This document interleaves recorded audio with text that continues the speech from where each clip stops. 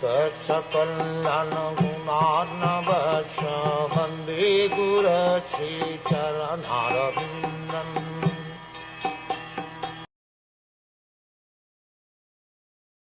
Sri Suta Goswami said, "O God, although we are born in a mixed caste, we are still promoted in birthright simply by serving and following the great who are advanced in knowledge.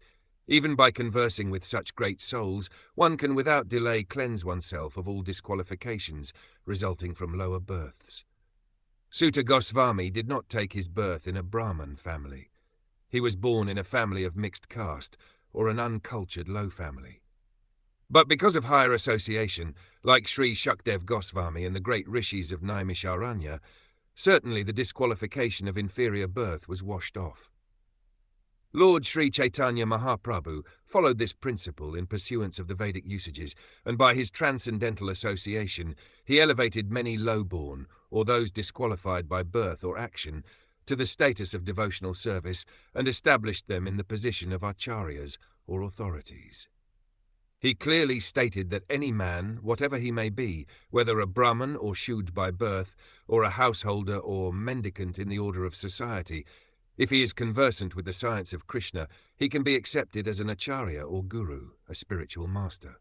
Suta Goswami learned the science of Krishna from great rishis and authorities like Shukdev and Vyasdev, and he was so qualified that even the sages of Naimisharanya eagerly wanted to hear from him the science of Krishna in the form of Srimad Bhagwatam. So he had the double association of great souls by hearing and preaching. Transcendental science, or the science of Krishna, has to be learned from the authorities, and when one preaches the science, he becomes still more qualified.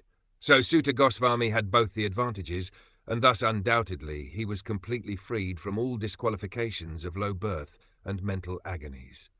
This verse definitely proves that Srila Shukdev Goswami did not refuse to teach Suta Goswami about the transcendental science, nor did the sages of Naimisharanya refuse to hear lessons from him because of his inferior birth. This means that thousands of years ago there was no bar to learning or preaching the transcendental science because of inferior birth. The rigidity of the so-called caste system in Hindu society became prominent within only 100 years or so, when the number of Dvija Bandhus, or disqualified men in the families of higher castes, increased. Lord Sri Caitanya revived the original Vedic system, and he elevated Thakur Haridas to the position of Namacharya, or the authority in preaching the glories of the holy name of the Lord, although His Holiness Srila Haridas Thakur was pleased to appear in a family of Mohammedans. Such is the power of pure devotees of the Lord. The Ganga's water is accepted as pure, and one can become purified after taking a bath in the waters of the Gangas. But as far as the great devotees of the Lord are concerned, they can purify a degraded soul even by being seen by the lowborn, and what to speak of association. Lord Sri Caitanya Mahaprabhu wanted to purify the whole atmosphere of the polluted world by sending qualified preachers all over the world, and it remains with the Indians to take up this task scientifically, and thus do the best kind of humanitarian work. The mental diseases of the present generation are more acute than bodily diseases. It is quite fit and proper to take up the preaching of Srimad Bhagwatam all over the world without delay. Mahatamanam Abhidan also means dictionary of great devotees, or a book full of the words of great devotees.